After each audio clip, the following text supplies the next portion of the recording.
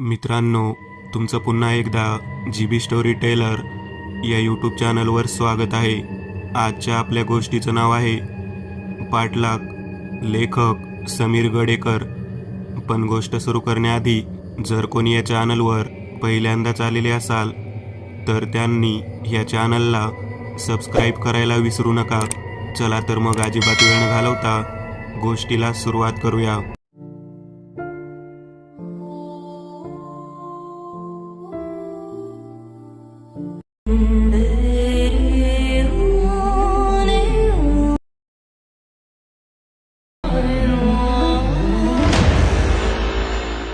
उजाड आणि ओसाड पडलेल्या त्या माळरानावर अमावस्येचा भयान काळोख आरामात पहुडला होता. रात्री 9 वाजताची वेळ देखील मध्यरात्रीची जाणीव देत होती. अधूनमधून उमटणारे जंगली श्वापदांचे आणि पक्ष्यांचे आवाज तिथे पसरलेली भयान शांतता भेदून निघून जात होते. माळरानाच्या अगदी मध्यभागी जणू त्या जागेचा मालकच या आविर्भावात उभा असलेलं एक विस्तीर्ण चिंचेचं झाड आणि थोडी इतर झाडी सोडल्यास दगडधोंड्यांचं साम्राज्य तिथे पसरलं होतं. ग्रीष्माच्या झळांनी सुकलेल्या झुडपांच्या काटक्या मध्ये मध्ये आपलं अस्तित्व टिकवून उभ्या होत्या.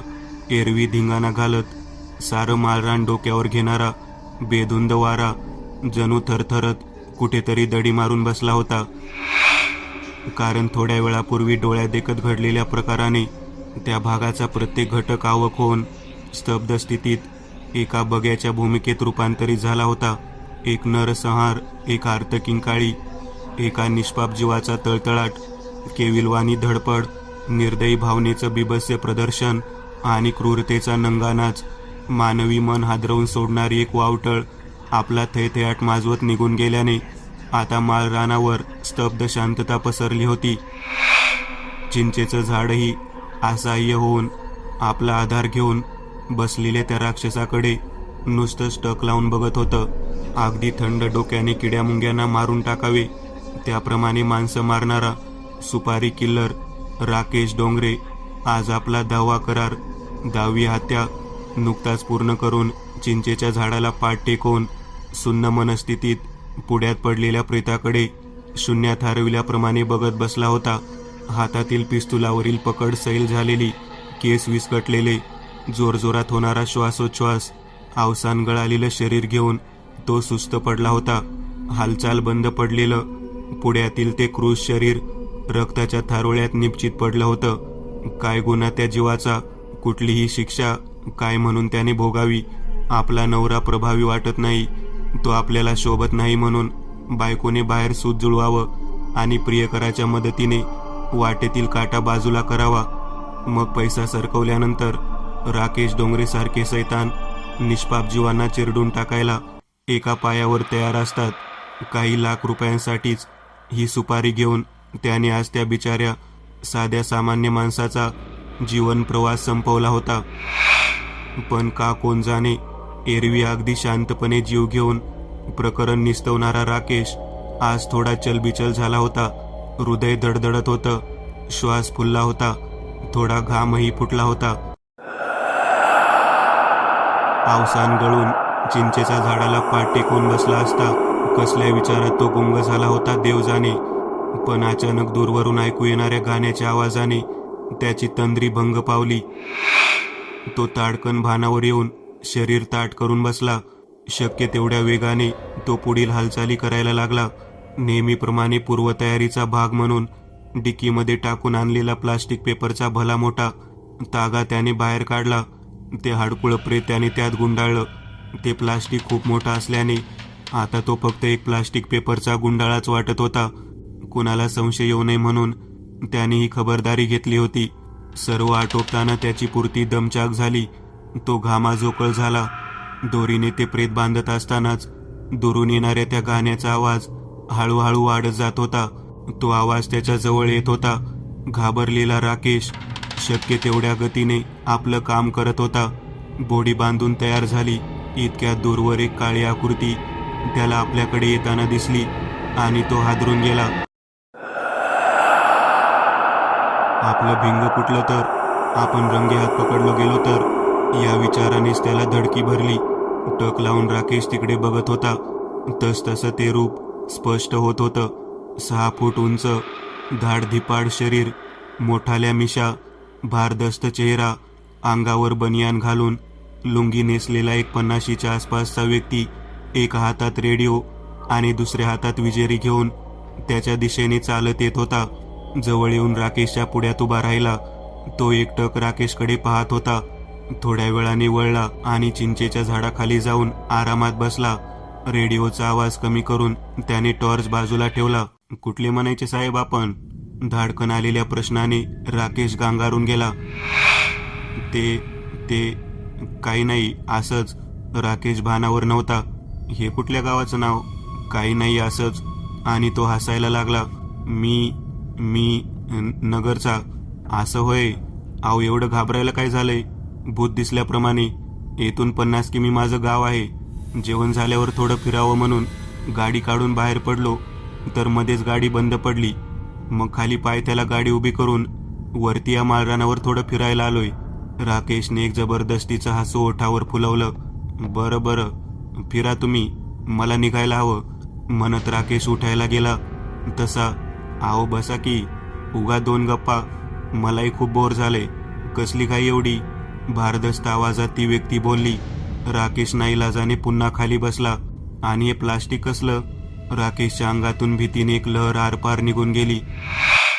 ते पावसाळा सुरू झाला ना, घरावर टाकायला घेतलंय.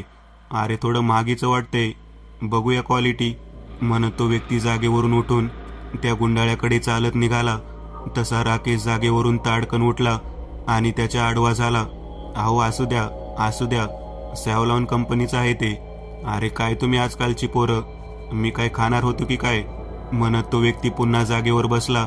बरं, काय काम करता साहेब आपण? आणि रात्री या माळरानावर कशापायी गाडी टाकली? ते सहजच, थोडं निवांत बसावं म्हटलं थंड हवेत. मी टाटा कंपनीत कामाला असतो. मनातल्या मनात राकेशची चडफड झाली होती. तो चांगला चिडला होता. मी काय म्हणून याच्या प्रश्नांची उत्तरं देत बसायची? कोण हा उगाच मध्ये आला? राकेशचा राग अनावर झाला होता, पण त्याच्या आडदांड शरीरामुळे तो राग व्यक्तही करू शकत नव्हता. बरं, लग्न झालंय? नाही. का नाही? ते नाही मिळाली योग्य मुलगी अजून. पगार किती? 50,000. घरी कोण कोण असते? आई, बाबा आणि मी. नोकरी कुठे करता? पुण्याला. इंजिनिअरिंग कुठून केलं? नागपूरवरून. राकेश पुरता वैतागला होता. सटकन येथून निघण्याच्या विचारात असलेल्या राकेशची तळमळ सुरू होती. तिथून निष्ठायसाठी जणू तो तडपडत होता. पण अशा अवस्थेतच अचानक एका वेगळ्या समस्येने त्याला घेरलं. त्याला जोराची लघवी लागली. जास्त थांबणे शक्य नव्हते आणि हा व्यक्ती तसा पिच्छा सोडणार नाही हे त्याला कळलं होतं. प्रेताजवळून दूर जाणे धोक्याचं होतं, पण करणार काय? मला लघवीला जायचंय. राकेश त्याच्याकडे पाहून बोलला. बरं, मग मी काय तुमचा फोटो काढू की पॅन्ट खाली सरकवून देऊ, म्हणत ती व्यक्ती पोट धरून हसायला लागली. अहो जा की. आणि हो, येथे मला वॉक करायला बरीच जागा लागते, तेव्हा अगदी टोकाला जाऊन लघवी करा. आता गंभीरपणे तो बोलला. नाईलाजाने राकेश मागे बघत बघत माळरानाच्या दुसऱ्या टोकाला निघाला.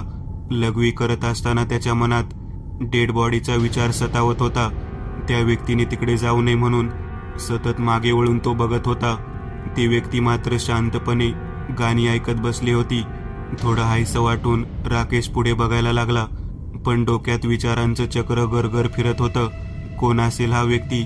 एखादा वेश बदलून आलेला पोलीस इन्स्पेक्टर, की एखादा गुप्तहेर, किंवा आपल्या नुकत्याच घडलेल्या गुन्ह्याचा प्रत्यक्ष साक्षीदार का आपल्या मागे पडलाय? तो विचारात असतानाच मागून आवाज आला आणि राकेशच्या अंगात झिंझिन्या उठल्या. अहो, या प्लास्टिकमधून एक हात बाहेर आलाय. राकेशच्या कानावर वाक्य पडलं तसं त्याच्या पायाखालची जमीन सरकली. झालं, संपलंय, आपण पकडलो गेलो. या विचाराने त्याचं शरीर ढिल्लं पडलं. एका मोठ्या संकटाला सामोरे जाण्याची वेळ आली होती. पहिल्यांदाच त्याच्या कामात असं विघ्न आलं होतं. काय करावं, कशी आता परिस्थिती हाताळावी, म्हणून तो भांबावून गेला. जाऊन सरळ या माणसालाच उडवून टाकावं म्हणून त्याने खिशातील पिस्तुलावर हात घातला. एक खून और सही म्हणून त्याने पवित्रा घेतला, पण लागलीच दुसऱ्या विचाराने. पहिल्या विचारावर मात केली. डिक्कीत ठेवलेली रोकड त्यातील काही पैसे देऊन याचं तोंड गुपचूप करावं. नाहीच मानला तर सरळ उडवायचा. मन घट्ट करून तो आवेशाने कारकडे निघाला. तो जागेवर पोहोचला तेव्हा ती व्यक्ती अगदी शांतपणे गाणी ऐकत होती. बॉडी प्लास्टिकमध्ये व्यवस्थित गुंडाळलेली होती. जशी त्याने ठेवली होती अगदी तशीच. काहीच बदल दिसत नव्हता. काय हो, काय झालं? काय? त्या व्यक्तीने दचकून वरती बघितलं. अरे हो, ते म्हणत तो पोट धरून हसायला लागला. एवढं की हसता हसता त्याच्या डोळ्यात पाणी आलं. त्याला दम लागला. सॉरी, आहो थोडी गंमत करावी म्हणून. आय नो, सर्वांना नाही आवडत अशी मस्करी, पण सॉरी म्हणत तो दम टाकायला लागला. राकेशने हुश केलं. तेवढ्यात जोराची वीज कडाडली. लगेच निघायला हवं म्हणून राकेशने लगबगीने गाडीची डिक्की उघडली आणि ते प्लास्टिकमध्ये गुंडाळलेलं प्रेत दोन्ही हाताने जोर लावून उचललं. तसं भारी असेल तर थांबा, मी हातभार लावतो म्हणत ती व्यक्ती उठायला जाणार. तोच नाही, काही गरज नाही. राकेश जवळजवळ ओरडलाच. काय लोक साले, ज्याचं करावं भलं तो. पुटपुटत ती व्यक्ती पुन्हा खाली बसली. राकेशने प्रेत असलेला तो गुंडाळा डिक्कीत टाकून डिक्की लॉक केली आणि सरळ ड्रायव्हर सीटवर जाऊन बसला आणि दरवाजात धाडकन लावून घेतला. तेव्हा आहो थांबा, मला तुमच्याशी बोलायचंय. हे वाक्य त्याच्या कानावर पडलं, पण राकेशने दुर्लक्ष करून चाबी फिरवली आणि भरधाव वेगाने गाडी काढली. गाडी माळरान उतरून मुख्य रस्त्याला लागली तेव्हा राकेशने सुटकेचा निश्वास टाकला. आपल्या झालेल्या परिस्थितीवर त्याला आपसुकच हसू आलं. त्याने गाणी सुरू केली आणि गाडीचा वेग कमी करून तो आरामात निघाला आणि स्वतःशीच मनातल्या मनात संवाद घालायला लागला. काय येडा माणूस, मला काय मूर्ख समजतो का?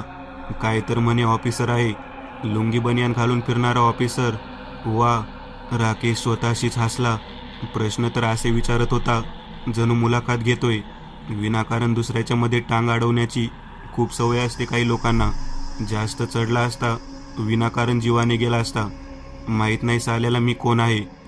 आता तो व्यक्ती नसल्याने राकेश उगाच मर्दानगीचा आव्हानत होता. सही सलामत एका संकटातून बाहेर पडल्याने त्याला वेगळं स्फुरण चढले होते. गाडी संत वेगाने रस्ता कापत होती. राकेशने अंग मोकळे सोडले. गाण्यांचा आवाज मंद करून तो निवांतपणे गाडी चालवत प्रेत धरणास सोडून काम फत्ते करून मोकळं व्हायचं होतं. घडलेल्या मानसिक त्रासाने त्याच्या डोळ्यावर झापड येत होती आणि अचानक एका आवाजाने त्याची तंद्री भंग पावली. तो सटकन विचारचक्रातून बाहेर आला. कुणीतरी जोरजोरात घोरत होतं. त्याने वळून मागे बघितलं तसा तो भीतीने जागेवरच उडाला. शॉक लागल्याप्रमाणे परिस्थिती होऊन त्याचा गाडीवरचा ताबा सुटला. गाडी वाकडी तिकडी पळायला लागली. कसंबस स्टिअरिंग सांभाळत त्याने गाडीवर नियंत्रण मिळवलं. जोराचा ब्रेक मारून त्याने गाडी थांबवली. मागच्या सीटवर ती व्यक्ती आरामात झोप घेत होती, जी आता गाडीच्या झालेल्या जलद हालचालींमुळे जागी होऊन रागाने राकेशकडे पाहत होती. आवक होऊन डोळे फाडून मागे पाहत असलेल्या राकेशच्या तोंडून शब्द फुटत नव्हता. जणू त्याची वाचाच गेली होती. काय हो, धड चालवता येत नाही तर चालवता कशाला? चांगली झोप लागली होती मला. अगदी खेकसावत प्रश्न फेकलेल्या त्या व्यक्तीने हळूहळू आवाज कमी करत तो स्वतःशीच पुटपुटला. साला फिरायला आलो तर गाडी बंद पडली. चांगली झोप लागली तर या माणसाने झोप मोडली. दलिंदर जिंदगानी साली. संतापाने लालबुंद झालेला राकेश कपाळावर आठ्या उमटवत फक्त डोळे फाडून बघत होता. मनातल्या मनात तो बडबडला, साला तक्रार तर असा करतोय की जसे याचे काही अंगावर आहेत माझ्या. नाहीतर माझ्या कुठल्या कामासाठी हा सोबत येतोय माझ्या. नाहीतर मी जणू लिफ्ट मागून याच्या गाडीत बसलोय. साला राक्षसासारखा वाढला. राग पण काढता नाही याच्यावर. राकेशने शक्य तेवढा स्वतःला शांत करण्याचा प्रयत्न केला. अहो पण तुम्ही आतमध्ये कधी आले? तुम्ही गाडी काढावं आधी, मग बोलूया. मगाशी तुम्ही गाडी काढली तेव्हा जोराचा पाऊस सुरू झाला. भिजणार कुठे? मला आधी सर्दीचा त्रास. मी मागचं दार उघडून लगेच आतमध्ये बसलो. तुम्ही गाणी लावली, मग मला झोप लागली. थोडा वेळ शांतता. तुम्ही गाडी चालवा हो, उगा वेळ नका घालवू. तो पुन्हा खेकसला. त्याच्या आडदांड शरीरामुळे राग दाबून ठेवण्याव्यतिरिक्त दुसरा उपाय नव्हता. दोन्ही हाताचे पंजे रागाने स्टिअरिंगवर आपटून राकेशने गाडीची चाबी फिरवली आणि गाडीने वेग पकडला. पुन्हा एकदा सामान्य संवाद सुरू झाला. तुम्ही राग मानू नका हो, माझा स्वभाव आहेच थोडा चिडका, लगेच राग येतो मला. पण तुम्ही आता माझ्यासोबत येणार कुठे? कपाळावर आठ्या फुलवत राकेशने प्रश्न टाकला. कुठे म्हणजे काय? गावात जाऊन मेकॅनिक घेऊन येईन. माझी गाडी दुरुस्त करायला नको. तुम्हाला त्रास होत असेल तर उतरतो खाली, जाईल पायदळ, उगं कोणावर ओझं नको. शेवटचं वाक्य ऐकताच राकेशने गाडीचा वेग कमी केला. तेव्हा आहो, चला गुपचूप, लगेच गाडी थांबवायला तयार. वा, तो मोठ्याने हसायला लागला. राकेशही आता थोडा शांत झाला होता. मला एक सांगा, मला तुम्ही मगाशी विचारलं की इंजिनिअरिंग कुठून केलं, तुम्हाला कुठून कळलं की मी इंजिनियर आहे? लगेच त्याच्या डोळ्यापुढे हातात व्हिजिटिंग कार्ड असलेला हात मागून पुढे आला. ते त्याचंच कार्ड होतं. अरे पण मी तुम्हाला माझं कार्ड दिलंच नाही. लगेच हातात राकेशचे पैसे ठेवण्याचं पाकिट असलेला हात त्याच्या डोळ्यापुढे आला. अरे माझं पाकिट, तुम्ही मगाशी गाडी सुरू केली तेव्हा मी तुम्हाला हीच गोष्ट सांगत होतो, पण तुम्ही मला दुर्लक्ष करून गाडी पळवली. तुम्ही चिंचेच्या झाडाखाली बसले होता तेव्हा पडला असेल. मी तिथे बसलो तेव्हा मला सापडलं. हुश करत राकेशने पाकिट ठेवून घेतलं. पण तुम्ही बोलले की तुमचं गाव 50 किमी दूर आहे, मग लुंगी बनियान घालून एवढ्या दूर फिरायला आले का? राकेशचा प्रश्न ऐकून तो व्यक्ती खळखळून हसला. भारी जोक. अहो, माझं गाव 50 किमी दूर आहे, पण मी नोकरीला या गावी आहे. त्या माळरानाहून थोड्याच अंतरावर भाड्याची रूम आहे माझी. खाली गाडी बंद पडली, मी वरती आलो. आता तुमच्यासोबत गावात जाऊन मेकॅनिक घेऊन येईन, गाडी ठीक करून घरी जाईन. झालं. म्हणजे तुम्हाला आधीच माहिती होतं का की मी वरती आहे म्हणून? आपल्या हास्यावर कसंबसं नियंत्रण मिळवत तो पुढे बोलला. काय हो शब्दात पकडता तुम्ही पण. तुम्ही नसते तर तिथे झोपलो असतो, त्यात काय. मग पायथ्याला खालीच का नाही झोपले? अहो, खाली झाडाझुडपात कुठे झोप लागणार? मग वरती काय गाद्या टाकलेल्या होत्या काय? अहो काय तुम्ही पण, भलतेच विनोदी. तो बोलत असतानाच गाडी बंद पडली. राकेशने चाबी फिरवून चालू करण्याचा प्रयत्न केला तेव्हा थोडा वेळ टर आवाज करून पुन्हा बंद पडली.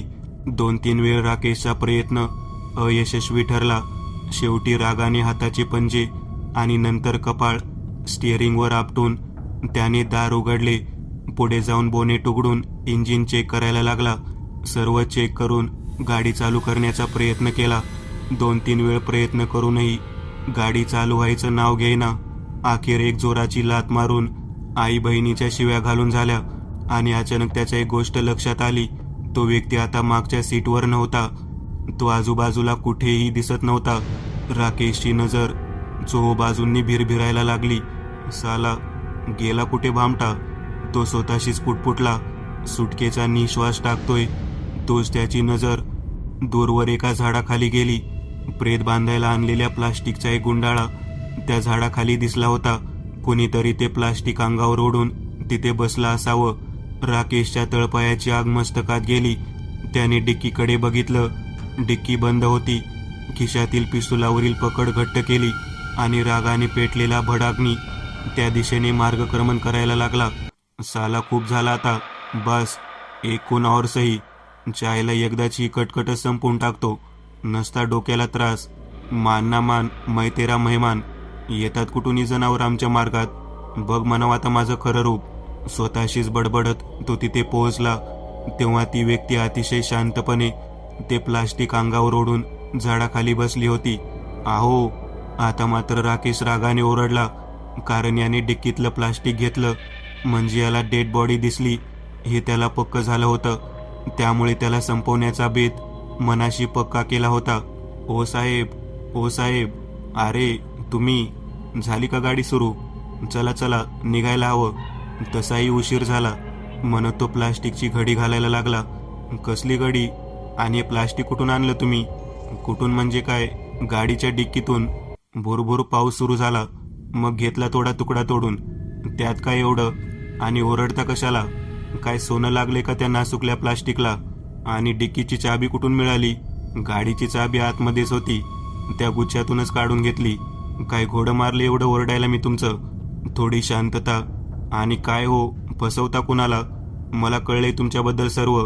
हे प्लास्टिक घेताना अजून एक गोष्ट दिसली मला डिक्कीमध्ये. कोण आहात तुम्ही मुकाट्याने सांगा. राकेशच्या संयमाचा आता अंत झाला. प्रकरण शेवटावर आले. बस आता जे ठरवलं तेच करायचं. राकेशने मनाचा हिय्या केला. आता आर्या पार होणार, पण आता एक जीव जाणारच. पण शेवटचा का होईना थोडं व्यवस्थित बोलूया. म्हणून राकेशने आवाज अगदी शांत केला आणि एक पाय बाजूच्या दगडावर ठेवून त्या मांडीवर हात ठेवून त्याने प्रश्न टाकला. काय बघितलं दादा तुम्ही डिक्कीमध्ये? त्या व्यक्तीने आतापर्यंत पाठीमागे ठेवलेला हात पुढे केला, ज्यात पैशांची बंडल ठेवलेली पिशवी होती. कुठून आणला पैसा एवढा? चोरी की काही काळा पैसा? प्रामाणिकपणाची कमाई कोणी अशी डिक्कीमध्ये ठेवून नेत नाही. खरं खोटं काय ते बोला, मी कोणाला काही सांगणार नाही. हां, काय तुम्ही या पैशाबद्दल बोलताय? हो, मग का अजून हिरे मोती पण होते का? अजून काही नाही दिसलं. नाही का? हुश करत राकेशने अंगसैल सोडलं. पिस्तुलावरचा हात खिशाबाहेर आला. बडाग्नी शांत होऊन नुसती राख उरली. अहो, माझ्या कॉन्ट्रॅक्टचा ॲडव्हान्स आहे तो. तुम्हाला पाहिजे का थोडे? अहो नाही हो. काय मी पण? तुम्ही मला लिफ्ट दिलीत आणि मी तुमच्यावरच संशय घेतोय. असू द्या, सोडा. मी लिफ्ट दिली? हो. नाही नाही म्हणजे ते. तो बोलत असताना जोरात वीज चमकली. आभाळाचा गडगडाट झाला. अहो चला, निघायला हवं. पाऊस वाढणार वाटतं, पण जाणार कुठे? गाडी सुरू नाही होत आहे. अरे देवा. एवढ्यात हायवेवरून एक ट्रक येताना त्या व्यक्तीने बघितला. तसा त्याने राकेशचा हात धरला आणि अहो लवकर चला म्हणत जवळजवळ त्याला ओढतच तो धावायला लागला. अहो हे काय करता तुम्ही? चला हो, मी करतो सगळं बरोबर म्हणत ते दोघे हायवेवर आले. तसा तो व्यक्ती येणाऱ्या ट्रकच्या पुढे जाऊन उभा राहिला. ट्रक चालकाला विनवणी करून लिफ्ट मागितली. राकेशला काय होते कळत नव्हतं. अहो चढा लवकर. या रस्त्याने यावेळी लिफ्ट मिळत नाही सहसा, नाहीतर इथेच ताटकळत बसावं लागेल. चढा तुम्ही वरती. तो बोलत असतानाच ट्रकमध्ये असलेल्या व्यक्तीने हात खाली केला. अहो पण मी काय म्हणतो? राकेशचं वाक्य पूर्ण होईपर्यंत त्या व्यक्तीने राकेशला खांद्यावरती उचललं सुद्धा. दोघंही आतमध्ये बसले. अगदीच अडचण झाली होती. दाटीवाटीने सगळे बसले आणि ट्रक निघाला. तो व्यक्ती आणि ट्रक चालकाची चांगली जमली. गप्पांना रंग चढला. पण शारीरिक आणि मानसिक थकव्याने राकेशचं शरीर मात्र गळलं होतं. त्याने जांभळी दिली. तशी ट्रक चालकाने झोप येत असेल तर मागे जाऊन झोपा म्हणून विनवणी केली. तसा त्या व्यक्तीने ट्रक थांबवण्याची विनवणी करून ते दोघे खाली उतरले. मागे जाऊन त्याने राकेशला आतमध्ये चढायला मदत केली. आतमध्ये बरेच लोक झोपले होते. मध्ये थोडी जागा शिल्लक होती. तिथे झोपण्याची विनंती व्यक्तीने केली. राकेशने निमूटपणे मान्य करून तो आरामात मध्ये जाऊन झोपला. तो व्यक्ती पुन्हा पुढे जाऊन बसला आणि ट्रक सुरू झाला. राकेशने या प्रकाराला थोडाही विरोध केला नाही, कारण चालत्या ट्रकमधून उडी मारून मागच्या मागे पसार होण्याची योजना त्याने मनोमन बनवली होती. तो मध्ये जाऊन झोपला आणि बाजूच्या व्यक्तीकडे बघितलं तेव्हा तो करंट लागल्याप्रमाणे ताडकन जागेवरच उडाला. आता खऱ्या प्रकरणाला सुरुवात झाली होती. आतापर्यंत चाच पडत अडखळत प्रवास सुरू असलेल्या त्या अनभिज्ञ आणि काळोख्या जगात जणू सूर्यनारायणे दणकन उडी घेऊन तेथील प्रत्येक घटक प्रकाशमान केला होता. खरं चित्र आता डोळ्यापुढे स्पष्ट झालं होतं. आता त्या संपूर्ण प्रकरणाच्या रंगमंचावरून क्षणार्धात पडदा उठून पात्र परिचयाला सुरुवात झाली होती आणि आतापर्यंत पार्श्वकलाकाराच्या भूमिकेत असलेला राकेश मध्यवर्ती भूमिकेत येऊन अगदी मध्यभागी विराजमान झाला होता. राकेश आपल्या बाजूला झोपलेल्या व्यक्तीकडे आवक होऊन डोळे पांढरे फटक करून अगदी चमत्कारिक नजरेने पाहत होता. बाजूची व्यक्ती राकेशकडे पाहत दात काढून हसत होती. वर्तमानाच्या प्रवाहातून सटकन भूतकाळात पोहोचलेल्या राकेशच्या डोळ्यापुढे आपण 8 वर्षापूर्वी केलेल्या राक्षसी कृत्याचं जिवंत चित्र निर्माण झालं. आपल्या भूतकाळातील माजाने दबलेला एक आवाज आज काळ सर्पाच्या रूपात प्रतिशोधाच्या भुकेने शक्तिहीन राकेशच्या पुढ्यात फणा काढून फुतकारायला लागला. 8 वर्षापूर्वी करोडो रुपयांची सुपारी घेऊन हत्या केलेली व्यक्ती राकेशच्या बाजूला झोपली होती. प्रकार समजण्यापलीकडचा होता. भांबावलेला राकेश काही समजण्याच्या आतच त्याच्या पाठीवर मागून कोणीतरी हात ठेवला. त्याने मागे वळून बघितले. तोच पेटलेल्या अग्नीतून एक मोठा भडका उडाला. मागे 6 वर्षापूर्वी सुपारी घेऊन हत्या केलेला वयस्कर व्यक्ती त्याच्याकडे बघून हसत होता. आता आळीपाळीने सर्व चेहरे राकेश आपल्या नजरेत भरवत होता. आतापर्यंत निर्दयीपणे काही पैशाच्या लालसेतून मारलेले ते निष्पाप चेहरे उग्र रूप धारण करून राकेशकडे पाहून भयान हसत होते. हत्या केलेले सर्वच लोक तिथे उपस्थित होते. त्यांच्या त्या प्रचंड हास्याने राकेशच्या कानठळ्या बसत होत्या. त्यात एक चेहरा हा नुकत्याच हत्या केलेल्या त्या क्रूर शरीराच्या व्यक्तीचाही होता, ज्याचं प्रेत राकेशच्या गाडीच्या डिक्कीत पडून होतं. सर्व वातावरण राकेश भोवती गरगर फिरायला लागलं. शरीरातील त्राण संपवून गलित गात्र झालेला तो नराधम आपल्या आयुष्याचा शेवट अनुभवत होता. आणि इतक्यात जोराचा ब्रेक मारून ट्रक थांबला. सर्व कल्ला थांबला. वातावरण शांत झाले. आतापर्यंत पाठलाग करत असलेला तो धिप्पाड व्यक्ती खाली उतरून ट्रकच्या मागील बाजूला आला होता. पण यावेळी त्याच्यासोबत एक महिलाही होती, जी खाली मान घालून उभी होती. ते दोघेही आतमध्ये चढून राकेशच्या पुढ्यात येऊन बसले. ओळखलत का हिला? तो धिप्पाड व्यक्ती बोलला. तसा त्या महिलेने चेहरा वर केला. राकेशच्या आता सर्व प्रकार लक्षात आला होता. एका कंपनी मालकाने आपल्या कंपनीतील सुंदर महिला कर्मचाऱ्याला प्रमोशनचा आमिष देऊन शरीर सुखाची मागणी केली. मागणी मान्य न झालेल्या अहंकार दुखवून त्याने तिच्याशी अतिप्रसंग करण्याचा प्रयत्नही केला, पण तोही फसला. त्या महिलेने केस केल्याने बदनामीच्या भीतीने त्या कंपनी मालकाने राकेशच्या मदतीने वाटेतला काटा दूर केला. ती महिला त्या धिप्पाड व्यक्तीच्या बाजूला बसली होती. बायको माझी, खूप छान चालला होता आमचा संसार. पैसा कमी असला तरी सुख भरपूर होतं, कारण एकमेकांना खूप साथ होती आमची. एकमेकांशिवाय जेवायचो नाही. या शांत निर्मळ तळ्यात पहिला खडा टाकला तो हिच्या कंपनी मालकानं, आणि शेवट केला तो तुम्ही, फक्त काही पैशांसाठी. शेवटी एकटेपणाला कंटाळून मी सुद्धा आत्महत्या केली. काय गुन्हा केला होता हो आम्ही? कसली शिक्षा दिलीत? काय अधिकार तुम्हाला लोकांच्या जीवाशी खेळण्याचा? कुठं पेडणार हे पाप? बोलत असतानाच त्या व्यक्तीचा गळा भरून आला. आता ट्रकमधील आवाज वाढत होता. तिथे उपस्थित प्रत्येक व्यक्ती राकेशला हिशोब विचारत होता. आवाज चढत होता. कानठाळ्या बसत होत्या. प्रश्नांचा भडीमार सहन न झाल्याने दोन्ही कानावर हात ठेवून तोंड गुडघ्यात लपवून बसलेल्या राकेशच्या डोळ्यापुढे अंधार पसरायला लागला. वेळ सकाळी 6 वाजताची. ट्रक संत गतीने रस्ता तुडवत होता. तो व्यक्ती आणि राकेश हसत खेळत गप्पा मारत ड्रायव्हरच्या बाजूला बसले होते. सर्वांच्या चेहऱ्यावर आनंदी भाव होते. इकडे हायवेवर रस्त्याच्या कडेला पडलेल्या राकेशच्या प्रेताचं पोलीस पोस्टमॉर्टम करत होते. मी एक नवीन चॅनल ओपन करत आहे. त्यावर तुम्हाला ॲनिमेटेड हॉरर स्टोरीज पाहायला मिळतील. त्या चॅनलची लिंक या व्हिडिओच्या डिस्क्रिप्शन मध्ये दिलेली आहे. चॅनलला सबस्क्राईब करायला विसरू नका. मित्रांनो, आज पुरतं एवढंच. तुम्हाला जर काही गोष्ट आवडली असेल तर नक्की लाईक करा. तुमच्यापैकी बरेचसे जण व्हिडिओ लाईक न करताच पळून जातात, पण हा जर व्हिडिओ तुम्ही लाईक केला तर मला जरा बरं वाटेल आणि असेच भारी भारी व्हिडिओ बनवायची माझ्यात एनर्जी येईल. त्यामुळे नक्की लाईक करा. आणि अजूनही कोणी या चॅनलला सबस्क्राईब केलेलं नसाल तर लगेच सबस्क्राईब करून टाका. आणि बाजूची घंटी ती मात्र दाबायला विसरू नका. देवाची घंटी आहे ती. चला तर मग पुन्हा भेटूया अशीच एक आगळी वेगळी गोष्ट घेऊन पुढच्या भागात.